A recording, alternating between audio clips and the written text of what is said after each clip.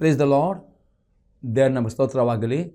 ಬಿಡುಗಡೆ ಸಂದೇಶ ಎಂಬ ಕಾರ್ಯಕ್ರಮಕ್ಕೆ ನಾನು ನಿಮ್ಮೆಲ್ಲರನ್ನು ಯೇಸು ಕ್ರಿಸ್ತನ ನಾಮದಲ್ಲಿ ಸ್ವಾಗತಿಸ್ತೇನೆ. ನಾವು ಪ್ರಾರ್ಥನೆ ಮಾಡೋಣ.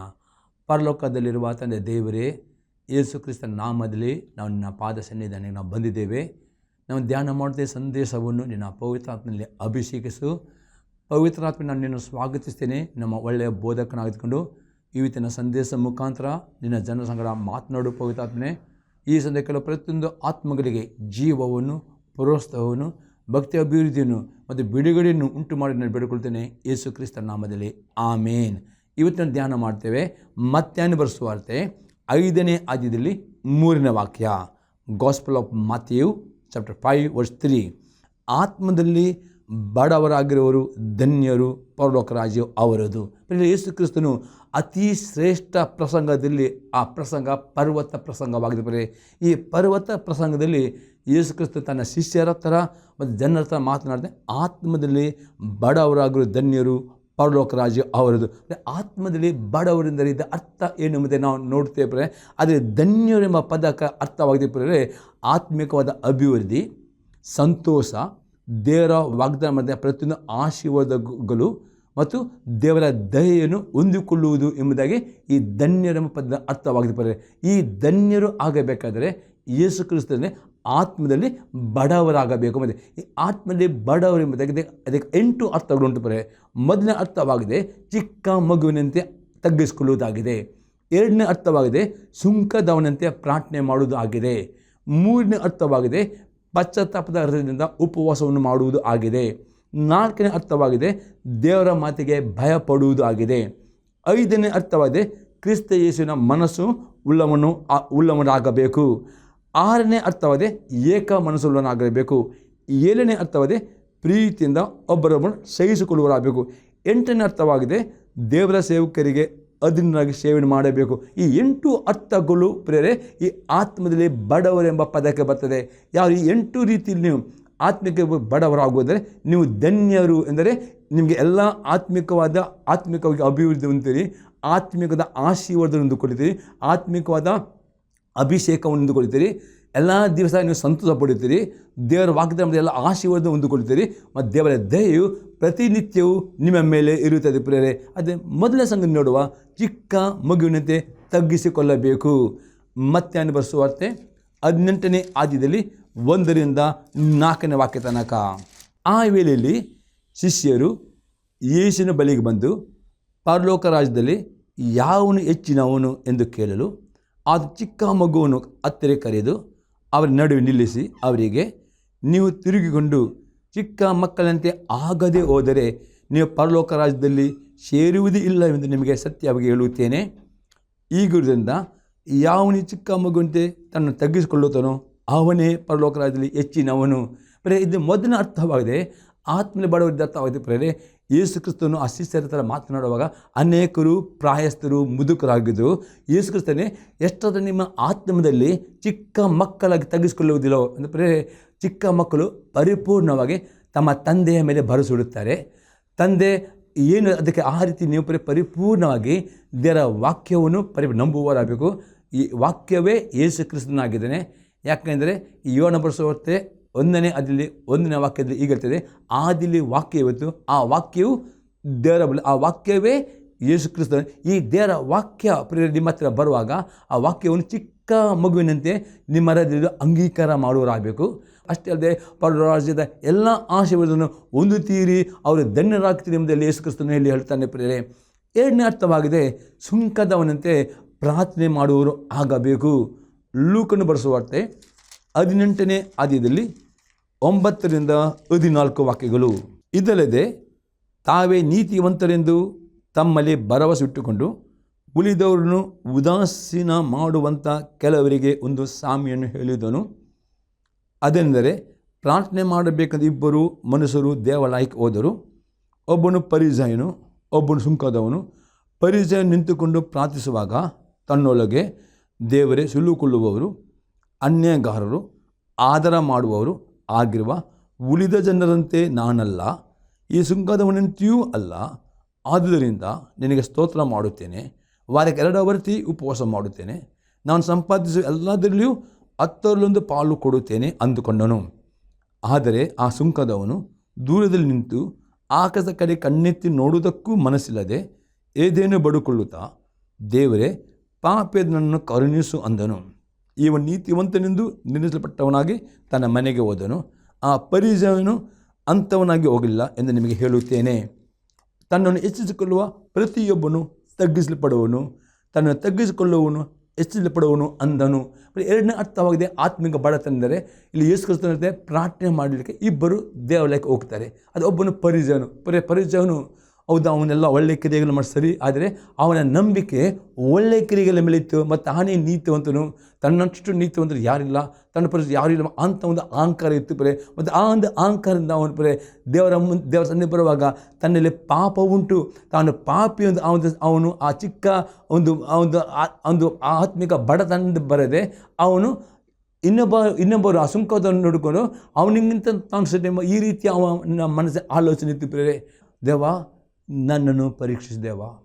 ಮೂರನೇ ಅರ್ಥವಾಗಿದೆ ಪ್ರೇರೆ, ಪಶ್ಚಾತ್ತಾಪದ ಅರಿವಿಂದ ಉಪವಾಸವನ್ನು ಮಾಡುವವರಾಗಬೇಕು. ಯೋವೇಲನ ಪ್ರವಾದನೆ ಪುಸ್ತಕ 2ನೇ ಅಧ್ಯಾಯದಲ್ಲಿ 12-14 ವಾಕ್ಯ ತನಕ. ಯೆಹೋವನು ಇಂತೆನ್ನು ತಾನೆ, ಈಗಲಾದರೂ ನೀವು ಮನಪೂರ್ವಕವಾಗಿ ನನ್ನ ಕಡೆಗೆ ತಿರುಗಿಕೊಂಡು ಉಪವಾಸ ಮಾಡಿರಿ, ಅಲಿರಿ, ಗೋಳಾಡಿರಿ. ನಿಮ್ಮ ಬಟ್ಟೆಗಳನ್ನೆಲ್ಲ ನಿಮ್ಮ ಹೃದಯಗಳನ್ನು ಹರಿದುಕೊಂಡು ನಿಮ್ಮ ದೇವರ ಯೆಹೋವನ ಕಡೆಗೆ ತಿರುಗಿಕೊಳ್ಳಿರಿ. ಆದ ದಯೆಯು ಕನಿಕರು ದೀರ್ಘಶಾಂತಿಯು ಮಾಂಕ್ರಪಿಳುವನಾಗಿ ಮಾಡಬೇಕಿದ್ದ ಕೇಡಿಗೆ ಮನ ಮರುಗುತ್ತಾನೆ. ಅದೊಂದು ವೇಳೆ ಪಶ್ಚಾತ್ತಾಪಟ್ಟು ಹಿಂದಿರುಗಿ ನಿಮ್ಮ ದೇವರದ ಯೆಹೋವನ ಧಾನ್ಯ ಪಾನ ನೈವೇದ್ಯಗಳಿಗೆ ಅನುಕೂಲವಾದ ಸುವರವನ್ನು ದಯಪಾಲಿಸಿ ಓದಾನು. ಎಲ್ಲ ಉಂಟೆ, ಉಪವಾಸದಲ್ಲಿ ಬಲ ಉಂಟು. ಪವಿತ್ರಾತ್ಮನು ಆ ಉಪವಾಸ ಸಮಯದಲ್ಲಿ ದೇವರ ಸೇವಕರ ಮುಖಾಂತರ, ವಾಕ್ಯದ ಮುಖಾಂತರ ಅಥವಾ ಉತ್ತೇಜನ ಮುಖಾಂತರ ಅಥವಾ ಬೈಬಲ್ ಸ್ಟಡಿ ಮುಖಾಂತರ ಅಥವಾ ಪ್ರಾರ್ಥನೆ ಮುಖಾಂತರ ಅಥವಾ ನಿಮ್ಮ ಮನಸ್ಸಾಕ್ಷಿ ಉಪವಾಸ ಪ್ರಾರ್ಥನೆ ಮಾಡುವ ದೇವರು ನಿಮ್ಮ ಪಾಪದ ಬಗ್ಗೆ ಮನವರಿ ತರುವಾಗ ನೀವು ಪಶ್ಚಾತ್ತಾಪ, ಹೌದು ದೇವ, ಈ ಪಾಪನಲ್ಲಿ ಉಂಟು ದೇವ, ಈ ಪಾಪನ ಬಿಟ್ಟು ಬಿಡುತ್ತೇನೆ ಎಂಬುದಾಗಿ ಪಶ್ಚಾತ್ತಾಪಟ್ಟು ಉಪವಾಸ ಮಾಡಿದರೆ ಮಾತ್ರವೇ ದೇವರು ಪ್ರೇರೆ. ಹೌದು, ನಿಮ್ಮ ಜೊತೆ ಕಷ್ಟಗಳಿರಬಹುದು, ಸಮಸ್ಯೆಗಳಿರಬಹುದು, ರೋಗಗಳಿರಬಹುದು, ಬಡತನ ಇರಬಹುದು, ಏನೂ ಇರಬಹುದು. ದೇವರು ಪ್ರೇರೆ ಯಾವಾಗ ಪಶ್ಚಾತ್ತಾಪಟ್ಟು ಉಪವಾಸ ಮಾಡ್ತಿರೋ ದೇವರ ಹೃದಯವು ನಿಮಗೋಸ್ಕರ ಕರುಣಿಸ್ತದೆ. ನಿಮಗೆ ಬಂದ ಕೇಡನ್ನು ನೋಡಿದರು ಮನ ಮರಿಕೊಂಡು ಆ ಕೇಡಿನಿಂದ, ಆ ಕಷ್ಟದಿಂದ ನಿಮಗೆ ಬಿಡುಗಡೆ ಕೊಟ್ಟು ಆಗ್ಬೋದು. ನಿಮಗೆ ಆರ್ಥಿಕ ಸಮೃದ್ಧಿ ಬೇಕಾ, ಸಾಲಿನಿಂದ ಬಿಡುಗಡೆ ಬೇಕಾ, ಏನು ಬೇಕು ಆ ಆಸೆ ಕೊಡುವವನು ಆಗಿದ್ದಾನೆ. ಉಪವಾಸದಿಂದ ನೀವು ಸಭೆಯಾಗಿ ಕುಟುಂಬವಾಗಿ ತಗ್ಗಿಸಿಕೊಳ್ಳುವುದಾಗಿದೆ. ಅದರ ನಂತರ ಫಸ್ಟ್ ಆಗಿದೆ ಉಪವಾಸ ನಿಮ್ಮ ಹೆಸರನ್ನು ತಗ್ಗಿಸಿಕೊಳ್ಳುವುದಾಗಿದೆ. ಎರಡನೇ ಸಂಗೀತ ಇದೆ ಉಪವಾಸದ್ದು ಪ್ರಾರ್ಥನೆ ಮಾಡುವಾಗ, ವಾಕ್ಯಗಳು ಓದುವಾಗ, ವಾಕ್ಯ ಕೇಳುವಾಗ, ವಾಕ್ಯ ದೇವರ ಆತ್ಮನ ಪಾಪ ಬಗ್ಗೆ ತೋರಿಸಿಕೊಡುವಾಗ ಆ ಪಾಪಕ್ಕೆ ಪಶ್ಚಾತ್ತಾಪ ಪಡಬೇಕು. ಆ ಪಾಪವನ್ನು ಒಪ್ಪಿಕೊಳ್ಳುವುದು ಮಾತ್ರ ಬಿಟ್ಟು ಬಿಡಬೇಕು. ಆವಾಗ ಮೂರನೇದಾಗಿ ನಿಮ್ಮ ಪ್ರಾರ್ಥನೆ ಕೇಳುವಾಗ ದೇವರು ಕೇಳಿಕೊಂಡು ನಿಮಗೆ ಆರೋಗ್ಯ ಆಶೀರ್ವಾದ ಪಾಲಿಸ. ಆದರೆ ಈ ರೀತಿ ನೀವು ಮಾಡುವುದಿಲ್ಲವೋ, ನೀವು 70 ವರ್ಷ ಉಪವಾಸ ಪ್ರಾರ್ಥನೆ ಮಾಡುವುದು ದೇವರು ತಗೊಳ್ಳುವಾಗ ಈ ರೀತಿಯ ಆತ್ಮಿಕ ಬಡತನ ಇದು ಅರ್ಥವಿದೆ. ಉಪವಾಸ ಮಾಡುವಾಗ ಪಶ್ಚಾತ್ತಾಪದ ಉಪವಾಸ ಮಾಡುತ್ತೀರೋ ಅಂಥವರು ಧನ್ಯರು, ಅಂಥವರು ದೇವರು ಆಶೀರ್ವಾದ ಮಾಡುತ್ತಾನೆ ಎಂಬುದಾಗಿ ಅದರ ಅರ್ಥವಾಗಿದೆ ಪ್ರೇರೆ. 4ನೇ ಅರ್ಥ ನೋಡ್ತೇವೆ, ದೇವರ ಮಾತಿಗೆ ಭಯಪಡುವವರು ಆಗಬೇಕು. ಐಜಯ ಪ್ರವಾದನೆ ಪುಸ್ತಕ 66ನೇ ಅಧ್ಯಾಯದಲ್ಲಿ 2ನೇ ವಾಕ್ಯ, ನಾನು ಕಟಾಕ್ಷಿಸುವವನು ಎಂಥವನೆಂದರೆ ದೀನನು, ಮನಮುರಿದವನು, ನನ್ನ ಮಾತಿಗೆ ಭಯಪಡುವವನು ಆಗಿರುವವನೇ. ಐಜಯ ಪ್ರವಾದನೆ ದೇವರು ಯಾರನ್ನು ಕರುಣಿಸ್ತಾನೆ, ಯಾರನ್ನು ಕಟ್ತಾನೆ? ದೀನನು ಎಂದರೆ ದೇವರ ವಾಕ್ಯದ ಮುಂದೆ ಪರಿಪೂರ್ಣ ದೀನರಾಗಬೇಕು, ತಗ್ಗಿಸಬೇಕು. ಮನ ಮುರಿದರೆ ಪಶ್ಚಾತ್ತಾಪಡುವುದು, ನನ್ನ ಮಾತಿಗೆ ಭಯಪಡ. ದೇವರ ಮಾತುಗೆ ಭಯಪಡುತ್ತೆ ಅಂತ ದೇವರ ವಾಕ್ಯ ಅತಿ ಸ್ಪಷ್ಟತೆ ಇರ್ತದೆ. ಧರ್ಮಶಾಸ್ತ್ರ ಪುಸ್ತಕ 30ನೇ ಅಧ್ಯಾಯದಲ್ಲಿ 19, 30, 20ನೇ ವಾಕ್ಯದಲ್ಲಿ ದೇವರು ಆಕಾಶವನ್ನು ಭೂಮಿಯನ್ನು ಸಾಕ್ಷಿಯಾಗಿಟ್ಟಿದ್ದಾನೆ. ಯಾರ್ಯಾರು ದೇವರ ವಾಕ್ಯಕ್ಕೆ ವಿದ್ಯಾರ್ಥಿಗಳು ಈ ಆಕಾಶ ಭೂಮಿ ಪರಲೋಕದಲ್ಲಿ ದೇವರ ಮುಂದೆ ನಿಮಗೆ ಸಾಕ್ಷಿ ಕೊಡುತ್ತದೆ. ಆ ಸಾಕ್ಷಿ ಏನಿರ್ತದೆ, ದೇವರ ವಾಕ್ಯ ಯಾರು ವಿದ್ಯಾರ್ಥಿಗಳು ಅವರಿಗೆ ಆಶೀರ್ವಾದ 100% ಅವರಿಗೆ ಬರಲೇಬೇಕು, ಬಂದೇ ಬರುತ್ತದೆ ಪ್ರೇರೆ. ಅಷ್ಟೇ ಪರಲೋಕದಲ್ಲಿ ನೋಡ್ತೇವೆ, ಸಹೋದರನ ಮೇಲೆ ದೂರ ಇರುವ ಒಬ್ಬ ದೂರುಗಾರನು ಅಲ್ಲಿ ಇದ್ದಾನೆ.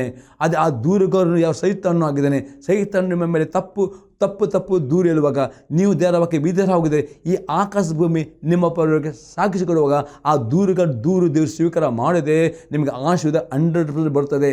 ಆದರೆ ದೇವರ ವಾಕ್ಯಕ್ಕೆ ಅವಿಧೇಯರ ಹೋಗಿದರೆ ಈ ಆಕಾಶ ಭೂಮಿ ದೇವರ ಸಾಕ್ಷಿ ಕೊಡುವಾಗ ಅಲ್ಲಿ ದೂರು ಸಹ ಅದಕ್ಕೆ ಸರಿ ಆಗುವಾಗ ನಿಮಗೆ ಶಾಪಗಳು ಬರ್ತವೆ, ಕಷ್ಟಗಳು ಬರ್ತವೆ, ವೇದನೆಗಳು ಬರ್ತವೆ, ರೋಗಗಳು ಬರ್ತವೆ. ಹಾಗಾದರೆ ನಿಮಗೆ ದೇವರ ಆಶೀರ್ವಾದ ಬರಬೇಕಾ?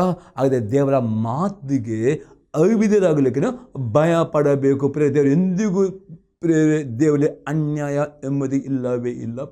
ನಾವು ಯೋಬನ ಜೀವಿತ ನೋಡ್ತೇವೆ. ಯೋಬ ಎಷ್ಟು ಶ್ರೀಮಂತನು, ಇಷ್ಟು ಘನವಂತನು, ಅವನಷ್ಟು ಶ್ರೀಮಂತ ಯಾರು ಇಲ್ಲ ಆದರೆ ಅವನಿಗೆ ಒಂದೇ ದಿನದಲ್ಲಿ ಅವನಿಗೆ ಕಷ್ಟದ ಮೇಲೆ ಕಷ್ಟ ಬಂತು, ನಷ್ಟವಾಯಿತು. ಲಾಸ್ಟ್ ಅವನಿಗೆ ರೋಗದಲ್ಲಿ ಬಿದ್ದ. ಅವನೊಂದೇ ಹೇಳ್ತಿದ್ದ, ನಾನೇ ನೀತಿವಂತನು, ನಾನೇ ಪರಿಶುದ್ಧನು, ಯಾಕೆ ದೇವರು ಕಷ್ಟಕ್ಕೆ ನಾವು ಒಳಪಡ. ಆಗ ಎಲ್ಲಿಯೂ ಪ್ರವಾದಿಯಾಗ್ತಾನೆ ಯೋಬನ ಪುಸ್ತಕ 34ನೇ ದೇವರಲ್ಲಿ ಅನ್ಯಾಯ ಎಂಬುದು ಎಂದಿಗೂ ಇಲ್ಲವಿಲ್ಲ. ನೆನಪಿಟ್ಟು ದೇವರಿಂದ ಅನ್ಯಾಯ ಮಾಡೋದಿಲ್ಲ. ದೇವರಲ್ಲಿ ಪಕ್ಷಪಾತಿ ಅಲ್ಲ. ದೇವರು ಆ ಯೋಬನಲ್ಲಿ ಇದ್ದ ಪಾಪಕ್ಕೆ ಅವನ ಶಿಕ್ಷೆ ಕೊಟ್ಟರು. ಯಾರನ್ನು ಪಾಪ ಅವನು ಮಾಡಿದ ಯೋಬನ ಪುಸ್ತಕ 33ನೇ ಅಧ್ಯಾಯದಲ್ಲಿ 14ನೇ ವಾಕ್ಯದಲ್ಲಿ ಬರಲ್ಪಟ್ಟಿದೆ, ದೇವರ ಮಾತಾಡೋ ರೀತಿ 1 ಉಂಟು 2 ಉಂಟು. ಅದೇ ಮನುಷ್ಯರು ಲಕ್ಷಿಸದಿಲ್ಲ. ಅದೇ ಗಾಢನಿದೆ ಬರುವಾಗ ಕನಸಲ್ಲಿ ಮಾತನಾಡಿದ ಯೋಬನಂತ ದೇವರು 1 ಅಲ್ಲ 2 ಅಲ್ಲ 3ನೇ ರೀತಿ ಕನಸಲ್ಲಿ ಮಾತನಾಡಿದನು. ಆ ಮಾತಿಗೆ ಅವನು ಅವಿಧೇಯನಾದ ನಿಮಿತ್ತವಾಗಿ ಅಂಥ ಕಷ್ಟಗಳನ್ನು ಬಂತು. ಅತಿ ಸ್ಪಷ್ಟ ನೋಡ್ತೇವೆ. ಅದಕ್ಕೆ ಅವನಿಗೆ ಶಿಕ್ಷೆಗಳು ಬಂತು. ಬರೀ ಯಾವಾಗ ಅವನು ಪಶ್ಚಾತ್ತಾಪಪಟ್ಟು, ಹೌದು ದೇವ, ನನ್ನ ಪಾಪಕ್ಕೆ, ನನ್ನ ಅವಿಧೇಯತೆಗೆ, ನಾನೇ ನೀತಿ ಎಂಬ ಅಹಂಕಾರಕ್ಕೆ ಕಷ್ಟ ಬರುವಾಗ ದೇವರವನಿಗೆ ಬಿಡಿರು. ಆಗದೆ ಇವತ್ತು ದೇವರ ಕಾರಣವಿಲ್ಲದೆ ನಿಮಗೆ ಪಾಪವಿಲ್ಲದೆ ನೀವು ಅವಿಧೇಯರಾಗದೆ ಎಂದಿಗೂ ನಿಮ್ಮ ಕಷ್ಟಗಳು ಬರುವುದಿಲ್ಲ, ಶಾಪಗಳು ಬರುವುದಿಲ್ಲ. ಅದಕ್ಕೋಸ್ಕರ ನಿಮಗೆ ಆತ್ಮದಲ್ಲಿ ಬಡವರಿಂದ ಅರ್ಥವಾಗಿದೆ. ದೇವರ ವಾಕ್ಯಕ್ಕೆ ಅವಿಧೇಯರಾಗಲೇ ಭಯಪಡ. ಅವಿಧೇಯರಾಗೋದ್ರ ಮೇಲೆ ಮಾತ್ರ ಕೋಪ ಬರ್ತದೆ. ವಿಧೇಯರಾಗುವವರಿಗೆ ಆಶೀರ್ವಾದ 100% ಬರ್ತದೆ. ಅದಕ್ಕೋಸ್ಕರ ದೇವರ ವಾಕ್ಯ ಬರುವಾಗ ಅಲಕ್ಷ್ಯ ಮಾಡಬೇಡ್ರಿ. ಆ ವಾಕ್ಯವನ್ನು ಸ್ವೀಕಾರ ಮಾಡಿರಿ, ಅದು ವಾಕ್ಯ ಧ್ಯಾನ ಮಾಡಿರಿ, ವಾಕ್ಯ ಅರ್ಥ ಮಾಡಿಕೊಳ್ಳಿರಿ ಮತ್ತು ಆ ವಾಕ್ಯ ವಿಧೇಯರಾಗಿರಿ. ಆಗ ಪ್ರಿಯರೇ, ಈ ರೀತಿ ಆತ್ಮೀಯ ಬಡವರಾಗ್ತಿರೋ ಅವರಿಗೆ ಎಲ್ಲ ರೀತಿಯ ದಂಡನೆ ಮಾಡುತ್ತಾನೆ. ಅವರು ಪರಲೋಕ ರಾಜ್ಯ ಹೋಗ್ತಾರೆ. ಅದೇ ವಾಕ್ಯಕ್ಕೆ ಬರುವಾಗ ನೀವು ಯೋಬನಾಗೆ ಅವಾಗ ತಿರಸ್ಕಾರ ಮಾಡ್ತಾರೋ, ಅದನ್ನು ಅಲಕ್ಷ್ಯ ಮಾಡ್ತಾರೋ, ಆಗ ದೇವರ ಕೋಪ ಬರ್ತದೆ, ಕಷ್ಟ ಬರ್ತದೆ. ಪಶ್ಚಾತ್ತಾಪ ಪಡುವುದಾದರೆ ಅಲ್ಲಿ ಬಿಡುಗಡೆ ಬರ್ತದೆ, ಇಲ್ಲದರೆ ಬಿಡುಗಡೆ ಆಗದೆ. ದೇವರ ಮಾತಿಗೆ ಭಯ ಪಡಬೇಕು. ಅವು ಆ ಆತ್ಮದಲ್ಲಿ ಬಡವನು ಮಾತ್ರ ಈ ರೀತಿ ದೇವರ ಮಾತಿಗೆ ಭಯಪಡ್ತಾನೆ ಮತ್ತು ಪರಿಪೂರ್ಣದಿಂದ ದೇವರ ವಾಕ್ಯವನ್ನು ಅವನು ವಿಧೇಯನಾಗುತ್ತಾನೆ. ಈ ಗುಣ ನಿಮ್ಮಲ್ಲಿ ಬರಬೇಕು. ದೇವರು ನಿಮ್ಮನ್ನು ದಂಡನೆ ಮಾಡಬೇಕಾದ 5ನೇ ಸಂಘ ನೋಡ್ತೇವೆ. ಕ್ರಿಸ್ತ ಯೇಸುವಿನ ಮನಸ್ಸು ನಿಮ್ಮದಾಗಬೇಕು. ಫಿಲಿಪ್ಪಿಯವರಿಗೆ ಬರೆದ ಪತ್ರಿಕೆ 2ನೇ ಅಧ್ಯಾಯದಲ್ಲಿ 5ರಿಂದ 8ನೇ ವಾಕ್ಯ. ಕ್ರಿಸ್ತ ಯೇಸುವಿನಲ್ಲಿದ್ದ ಮನಸ್ಸು ನಿಮ್ಮಲ್ಲಿರಲಿ. ಆತನ ದೇವ ಸ್ವರೂಪನಾಗಿದ್ದರು, ದೇವರಿಗೆ ಸರಿಸಮನಾಗಿರುವುದೆಂಬ ಅಮೂಲ್ಯ ಪದವಿಯನ್ನು ಬಿಡಲೊಳ್ಳೆನು ಎಂದೆನಿಸದೆ ತನ್ನನ್ನು ಬರಿದು ಮಾಡಿಕೊಂಡು ದಾಸನ ರೂಪವನ್ನು ಧರಿಸಿಕೊಂಡು ಮನುಷ್ಯರಿಗೆ ಸದೃಶನಾದನು. ಹೀಗೆ ಆತನು ಆ ಕಾಲದಲ್ಲಿ ಮನುಷ್ಯನಾಗಿ ಕಾಣಿಸಿಕೊಂಡಿದ್ದಾಗ ತನ್ನನ್ನು ತಗ್ಗಿಸಿಕೊಂಡು ಮರಣವನ್ನು, ಅಂದರೆ ಶಿಲುಬೆ ಮರಣವನ್ನು ಹೊಂದುವಷ್ಟು ವಿಧೇಯನಾದನು. ಈ ಕಾರಣದಿಂದ ಅತ್ಯುನ್ನತ ಸ್ಥಾನ ಏರಿ. ಹಾಗಾದರೆ ಯೇಸು ಕ್ರಿಸ್ತನನ್ನು ಸಹ ದೇವರು ಆತನ ವಿಧೇಯತೆ ನೋಡಿ ಆ ವಿಧೇಯತೆ ಕಾರಣ ಅತ್ಯುನ್ನತ ಸ್ಥಾನ. ಹಾಗಾದರೆ ಇವತ್ತು ನಿಮಗೆ ದೇವರು ಅತಿ ಉನ್ನತ ಸ್ಥಾನವನ್ನು ಕೊಡಬೇಕಾ? ಅತಿ ಉನ್ನತದ ಆಶೀರ್ವಾದ ಕೊಡಬೇಕಾ? ಆತನ ಅಭಿಷೇಕ ಬೇಕಾ? ಯೇಸು ಕ್ರಿಸ್ತನ ಹಾಗೆ ದೇವರ ಪ್ರತಿಯೊಂದು ಚಿತ್ತಕ್ಕೆ ವಿಧೇಯರಾಗಬೇಕು. ಯೇಸು ಕ್ರಿಸ್ತ ನಮ್ಮ ಹಾಗೆ ಮನುಷ್ಯನ, ಆದರೆ ದೇವರ ಚಿತ್ತ ಇತ್ತು, ಅವನು ಶಿಲುಬೆಯಲ್ಲಿ ಸಾಯಲಿಕ್ಕೆ ಇತ್ತು. ಅದು ಆತನು ದೇವರ ಚಿತ್ತಕ್ಕೆ ವಿಧೇಯಕೊಂಡು ಶಿಲುಬೆ ಮರಣವನ್ನು ಹೊಂದುವಷ್ಟು ವಿಧೇಯನಾದನು. ಮತ್ತು 9ನೇ ವಾಕ್ಯದಲ್ಲಿ ಈ ಕಾರಣದಿಂದ ಆತ ಆ ವಿಧೇಯತೆ ದೇವರು ನೋಡಿಕೊಂಡು ಅದು ಅತಿ ಉನ್ನತ ಸ್ಥಾನ. ಹಾಗಾದರೆ ಇವತ್ತು ಅನೇಕರು ಬೇಡುತ್ತಾರೆ, ದೇವ ನನ್ನ ಆಶೀರ್ವದಿಸು, ಉನ್ನತವಾಗಿ ನನಗೆ ಆಶೀರ್ವಾದ ಬರೀಬೇಕು, ನನ್ನ ಕುಟುಂಬದ ಮುಂದೆ ತಲೆ ಎತ್ತಬೇಕು ಎಂದು ಅನೇಕರು ಪ್ರಾರ್ಥನೆ ಮಾಡ್ತೀವಿ. ಅದು ಯಾಕೆ ಉತ್ತರ ಬರೋದಿಲ್ಲ? ನಿಮಗೆ ದೇವರು ನಿಜವಾಗಿ ಕುಟುಂಬಗಳ ಎದುರಿನಲ್ಲಿ, ಅಣ್ಣ ತಮ್ಮದ ನಡುವೆ, ಸಾಲಗಾರರ ನಡುವೆ, ಸತ್ತುಗಳ ಮುಂದೆ ಅವತನ ಸಿದ್ಧಪಡಿಸಬೇಕಾ? ಆದರೆ ಯೇಸು ಕ್ರಿಸ್ತನಾಗೆ ದೇವರ ಪ್ರತಿಯೊಂದು ಚಿತ್ತಕ್ಕೆ ಪರಿಪೂರ್ಣ ವಿಧೇಯರಾಗಿರಿ. ದೇವರು ನಿಮ್ಮ ವಿಧೇಯತೆ ನೋಡ್ತಾನೆ. ಆ ವಿಧೇಯತೆ ನೋಡಿ ವಿದ್ಯತೆ ಮೆಚ್ಚುವುದಾದರೆ ದೇವರು 100% ಅತಿ ಉನ್ನತವಾಗಿ ನಿಮ್ಮನ್ನು ಆಶೀರ್ವಾದ ಮಾಡ್ತಾನೆ. ಇದು ಆಗಿದೆ ಆತ್ಮಿಕ ಬಡವನು. 6ನೇ ಸಂಘ ನೋಡ್ತೇವೆ, ಏಕ ಮನಸ್ಸು ಉಳ್ಳವರು ಆಗಬೇಕು. ರೋಮಾಪುರದವರ ಪತ್ರಿಕೆ 12ನೇ ಅಧ್ಯಾಯದಲ್ಲಿ 16ನೇ ವಾಕ್ಯ. ನಿಮ್ಮೊಳಗೆ ಏಕ ಮನಸ್ಸುಳ್ಳವರಾಗಿರಿ, ದೊಡ್ಡಸ್ತಿಕೆ ಮೇಲೆ ಮನಸ್ಸಿಡದೆ ದೀನರ ಸಂಗಡ ಬಲಕೆಯಾಗಿರಿ, ನಿಮ್ಮ ನೀವೇ ಬುದ್ಧಿವಂತರಿಂದ ಎನಿಸಿಕೊಳ್ಳಬೇಡಿರಿ. ಪ್ರಿಯರೇ, 6ನೇ ಅರ್ಥವಾಗಿದೆ, ಯಾರು ಆತ್ಮದಲ್ಲಿ ಬಡವರಾಗಿರ್ತಾರೋ ಅವರು ಈ ಸಭೆಯಲ್ಲಿ ಸಭಾಪಾಲಕರೊಟ್ಟಿಗೆ ಗಂಡನ ನಡುವೆ ನಾಯಕರು ಏಕ ಮನಸ್ಸು. ಯಾಕಂದರೆ ಯೇಸು ಕ್ರಿಸ್ತನೇ ಮತ್ತೆ 18-19 ವಾಕ್ಯದಲ್ಲಿ 18-19 ವಾಕ್ಯ ಇರ್ತದೆ. ಇಲ್ಲಿ 2-3 ಯೇಸು ಕ್ರಿಸ್ತನಲ್ಲಿ ಒಂದೇ ಮನಸ್ಸು ಪ್ರಾರ್ಥನೆ ಮಾಡಿ ಅವರ ಪ್ರಾರ್ಥನೆ ಕೇಳಿ. ಇಬ್ಬರು ನೀವು ಪ್ರಾರ್ಥನೆ ಮಾಡುವಾಗ ಇಬ್ಬರು ಒಂದೇ ಮನಸ್ಸಿಂದ ಪ್ರಾರ್ಥನೆ ಮಾಡಿದ್ರು ಆ ಪ್ರಾರ್ಥನೆ ಉತ್ತರ ಕೊಡುತ್ತಾನೆ. ಅದು ನಿಮ್ಮ ಒಳಗೆ ಏಕ ಮನಸ್ಸಿಲ್ಲ, ನೀವೇ ಅಹಂಕಾರಿಗಳು ಹಾಕ್ಕೊಂಡು ಆ ರೀತಿ ಇದ್ದರೆ ಅಂತ ಅದು ಆತ್ಮಿಕ ಅಹಂಕಾರ. ಆತ್ಮಿಕ ಅಹಂಕಾರ ಇರುವವರು ಅವರು ಇನ್ನೊಬ್ಬರೊಟ್ಟಿಗೆ ಒಂದು ಆಗುವುದಿಲ್ಲ. ಅದು ಆತ್ಮಿಕ ಬಡವರು ತನ್ನ ಸಭೆ ಒಟ್ಟಿಗೆ, ತನ್ನ ಸಭಾ ಸೇವಕರೊಟ್ಟಿಗೆ ಗಂಡ ಹೆಂಡತಿ ಒಟ್ಟಾಗಿ ಪ್ರಾರ್ಥನೆ ಮಾಡಿದೆ, ಒಟ್ಟಾಗಿ ಏಕ ಮನಸ್ಸಿಂದ ಪ್ರಾರ್ಥನೆ ಮಾಡುವಾಗ ಅಂಥ ಪ್ರಾರ್ಥನೆ ದೊರೆತಪಡುತ್ತೆ. ಅಂಥ ಪ್ರಾರ್ಥನೆ ಅಡ್ಡಿ ಮಾಡಲಿಕ್ಕೆ ಆಗುವುದಿಲ್ಲ ಎಂಬುದಾಗಿ ನಾವು ಇಲ್ಲಿ ನೋಡ್ತೇವೆ. ಅದಕ್ಕೆ ನಾವು ಏನೇನು ಸಂಗತಿ ನೋಡ್ತೇವೆ, ಪ್ರೀತಿಯಿಂದ ಒಬ್ಬರನ್ನೊಬ್ಬರನ್ನು ಸಹಿಸಿಕೊಳ್ಳುವರು ಆಗಬೇಕು. ಎಫೆಸದವರಿಗೆ ಪತ್ರಿಕೆ 4ನೇ ಅಧ್ಯಾಯದಲ್ಲಿ 1-3 ವಾಕ್ಯ ತನಕ, ನೀವು ದೇವರಿಂದ ಕರೆಯಲ್ಪಟ್ಟವರದ ಕಾರಣ ಯೋಗ್ಯರಾಗಿ ನಡೆದುಕೊಳ್ಳಬೇಕೆಂದು ಕರ್ತನ ಸೇವೆಯಲ್ಲಿ ನಾನು ನಿಮ್ಮನ್ನು ಪ್ರಬೋಧಿಸ್ತೇನೆ. ನೀವು ಪೂರ್ಣ ವಿನಯ ಸಾತ್ವಿಕತ್ವಗಳಿಂದಲೂ ದೀರ್ಘ ಶಾಂತಿಯಿಂದಲೂ ಕೂಡಿದವರಾಗಿ ಪ್ರೀತಿಯಿಂದ ಒಬ್ಬರನ್ನೊಬ್ಬರು ಸಹಿಸಿಕೊಳ್ಳಿರಿ. ಸಮಾಧಾನ ಎಂಬ ಬಂಧನದಿಂದ ಕಟ್ಟಲ್ಪಟ್ಟವರಾಗಿದ್ದು ಪವಿತ್ರಾತ್ಮನಿಂದ ಐಕ್ಯವನ್ನು ಕಾಪಾಡಿಕೊಳ್ಳಲು ಆಸಕ್ತರಾಗಿರಿ. ಪೌಲು ಹೇಳ್ತಾನೆ, ಪ್ರಿಯರೇ, ಇವತ್ತು ನೀವು ಆತ್ಮದಲ್ಲಿ ಬಡವರಾಗಬೇಕಾದರೆ ನಮ್ಮ ಸಭೆಯಲ್ಲಿ ಸಭಾ ಸೇವಕರೊಟ್ಟಿಗೆ ಸಭಾ ಪಾಲಕರೊಟ್ಟಿಗೆ ಪ್ರಿಯರೇ ನೀವು ಪ್ರೀತಿಯಿಂದ ಸಭೆಯಲ್ಲಿ ಒಬ್ಬರ ಬಲಹೀನತೆ ನೋಡಿಕೊಂಡು ಆ ಬಲಹೀನತೆ ಮಾತನಾಡದೆ, ಒಬ್ಬರ ಬಗ್ಗೆ ತಪ್ಪು ಹೊರಿಸದೆ, ಒಬ್ಬರ ಬಗ್ಗೆ ತೀರ್ಪು ಮಾಡದೆ, ಒಬ್ಬರ ಪ್ರೀತಿಯಿಂದ ಸುಧಾರಿಸಿಕೊಳ್ಳಬೇಕು ಮತ್ತು ಸಮಾಧಾನ ಕಾಪಾಡಬೇಕು. ಸಮಾಧಾನ ಬಂದ ಕಟ್ಟಲ್ಪಟ್ಟರೆ ಮಾತ್ರವೇ ಪವಿತ್ರಾತ್ಮ ಐಕ್ಯತೆ ಬರುತ್ತೆ. ಅಲ್ಲಿ ಪ್ರೇರೆ ದೇವರು ಸಭೆಯಲ್ಲಿ ಅದ್ಭುತಗಳು ಮಾತುಕಾರಿಗಳು ಸೂಚನೆ ಮಾಡ್ತಾರೆ. ಅಲ್ಲಿ ದೇವರ ಆಶೀರ್ವಾದ ಅಲ್ಲಿ ಇರುತ್ತದೆ. ಪ್ರಿಯರೇ, 8ನೇ ಅರ್ಥ ನೋಡ್ತೇವೆ, ದೇವರ ಸೇವಕರಿಗೆ ಅಧೀನರಾಗಿ ಸೇವೆಯನ್ನು ಮಾಡುವವರಾಗಬೇಕು. ಪೇತ್ರನ ಬರೆದ ಮೊದಲನೇ ಪತ್ರಿಕೆ ಅದು 5ನೇ ಅಧ್ಯಾಯದಲ್ಲಿ 5 ಮತ್ತು 6ನೇ ವಾಕ್ಯ, ಅಲ್ಲಿ ಅಪೊಸ್ತಲ ಪೇತ್ರ ಹೇಳ್ತಾನೆ, ನೀವು ಪ್ರತಿಯೊಬ್ಬ ನಾಯಕರು ನಿಮ್ಮ ಸಭಾಪಾಲಕರ ಅಧೀನ ಹಾಕಿಕೊಂಡು ಅವನು ನಿಮಗೆ ಯಾವ ಸೇವೆ ಕೊಟ್ಟಿದ್ದಾನೋ ಆ ಸೇವೆ ನಂಬಿಕಸ್ಥರಾಗಿ ಗುಣಗುಟ್ಟಿ ಉಳಿದು ಪ್ರೀತಿಯಿಂದ ನಿಮ್ಮ ಸಭೆಯಲ್ಲಿ ನಿಮಗೆ ಕೊಟ್ಟ ಸೇವೆಯನ್ನು ಮಾಡುವರಾಗಬೇಕು. ಮತ್ತು ದೇವರ ಸೇವಕರಿಗೆ ನೀವು ಅಧೀನಾಗಿ ನಡೆಯಬೇಕು.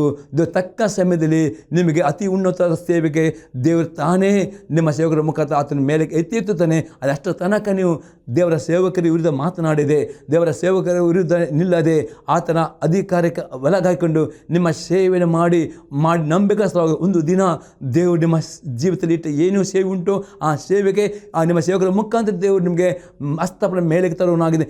ಈ 8 ಗುಣಗಳು ಆತ್ಮಿಕ ಬಡತ ಅಂತ. ಈ ಆತ್ಮಿಕ ಬಡತ ನಿಮ್ಮುಂಟು, ಎಲ್ಲ ರೀತಿ ದೇವರು ನಿಮಗೆ ಧನ್ಯರನ್ನು ಮಾಡ್ತಾನೆ. ಆತ್ಮಿಕ ಅಭಿವೃದ್ಧಿತೀರಿ, ಅಭಿಷೇಕ ಹೊಂದುತ್ತೀರಿ, ಸಂತೋಷ ಯಾವಾಗ ಬರ್ತದೆ, ದೇವರ ಎಲ್ಲ ಆಸೆ ಹೊಂದಿಕೊಳ್ತೀರಿ, ದೇವರ ಸಿಗ್ತದೆ. ದೇವರು ನಿಮಗೆ ಸ್ತೋತ್ರವಾಗಲಿ. ಪ್ರಾರ್ಥನೆ ಮಾಡೋಣ. ತಂದೆ ದೇವರೇ, ಯೇಸು ಕ್ರಿಸ್ತನ ನಾಮದಲ್ಲಿ ನಾವು ಸ್ತೋತ್ರವನ್ನು ಕೊಂಡಾಡ್ತೇನೆ. ದಯವಿಟ್ಟು ಪ್ರತಿಯೊಬ್ಬ ವೀಕ್ಷಕರಿಗೆ ದೇವ ನೀನು ಮಾತನಾಡಿದಿ, ಅವರ ಆಶೀರ್ವಾದ ಹೊಂದಬೇಕಾದರೆ ಅವರಲ್ಲಿ 8 ಗುಣಗಳು. ಈ ಆತ್ಮಿಕ ಬಡತನ ಎಂದರೆ ಏನು ದೇವ, ಈ ವಾಕ್ಯದ ಪ್ರಕಾರ ದೇವ ನಾನು ಬೇಡ್ತೇನೆ, ಪ್ರತಿಯೊಬ್ಬರು ಈ ವಾಕ್ಯವನ್ನು ಕೇಳಿ ಈ 8 ಗುಣಗಳು ನಿನ್ನ ಈ ಕೇಳಿದವರು ಅವರು ತಮ್ಮ ಜೀವಿತ ಅಳವಡಿಸಿಕೊಂಡು ನೀನು ವಾಗ್ದ ಎಲ್ಲ ಆಶೀರ್ವಾದಗಳು ಎಲ್ಲ ರೀತಿ ಅವರು ಭೂಮಿಯಲ್ಲಿ ಇರುವಾಗ ದೇವ ಅವರ ಧನ್ಯರಾಗಿ ಮಾಡಬೇಕು ನಾನು ಬೇಡಿಕೊಳ್ತೇನೆ ಯೇಸು ಕ್ರಿಸ್ತನ ನಾಮದಲ್ಲಿ. ಆಮೇನ್. Praise the Lord. ದೇವರು ನಿಮ್ಮನ್ನು ಆಶೀರ್ವಾದ ಮಾಡಲಿ.